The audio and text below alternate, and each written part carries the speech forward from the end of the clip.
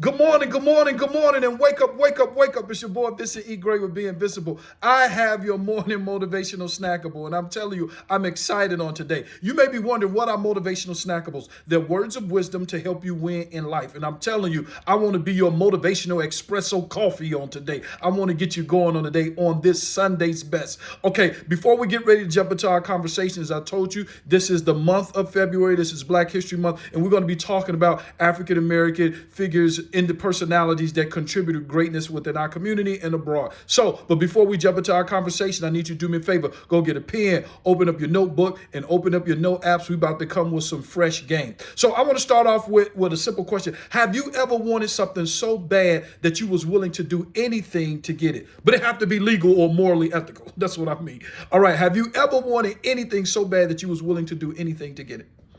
Well, I want to tell you about this gentleman. The only thing that he wanted as a kid, his name was Booker T. Washington. The only thing that he ever wanted was an education.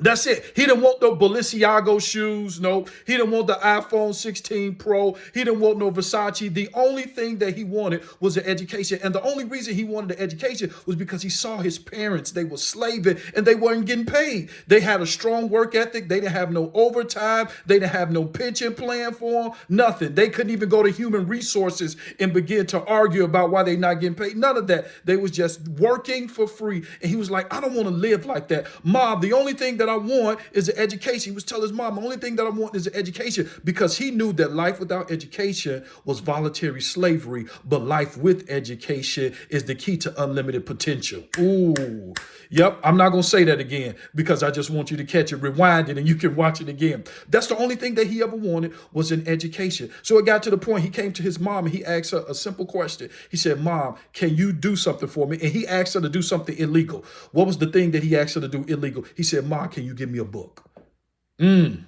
Ma, can you get me a book? That's all I want. Ma, I just want a book. No Balenciagos, not this year. I just want a book.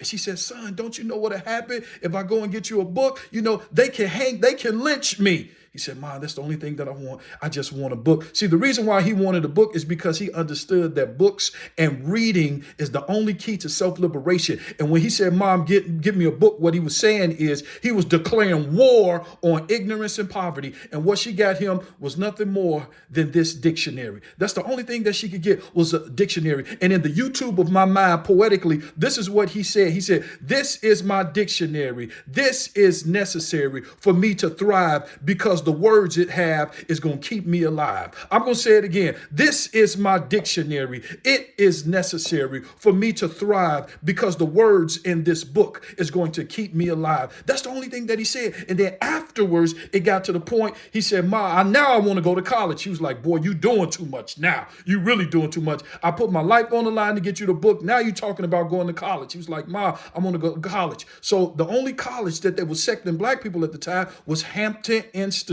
That was 500 miles away. And he said, Mom, Dad, he said, I want to go to college. He said, we don't have the money. Mom, Dad, I want to go to college. They said, son, we can't pay. We can't sign off on a parental loan for you to go to college. Ma, I want to go to college. And he just kept saying, and they said, okay, you can go. They said, son, we don't even have the funds in order to send you. Mom, I want to go to college. I'll even walk.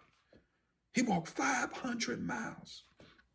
Now, 500 miles in steps, that's 2,000 steps. So if you multiply 500 times 2,000, he walked 1,000,000 miles for his dream.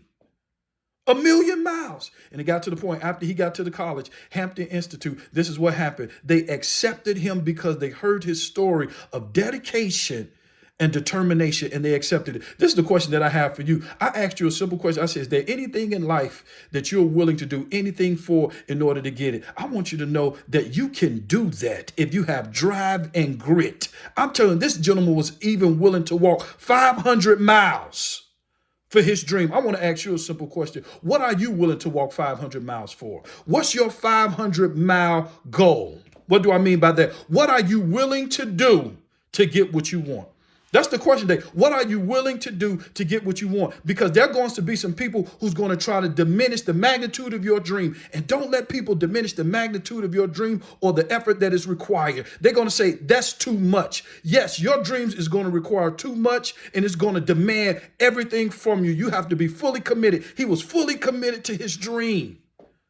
500 miles that he walked just to get to his dream. I told you, the only thing that Booker T. Washington had that was going in his favor was a dream and a destiny. That's all he had.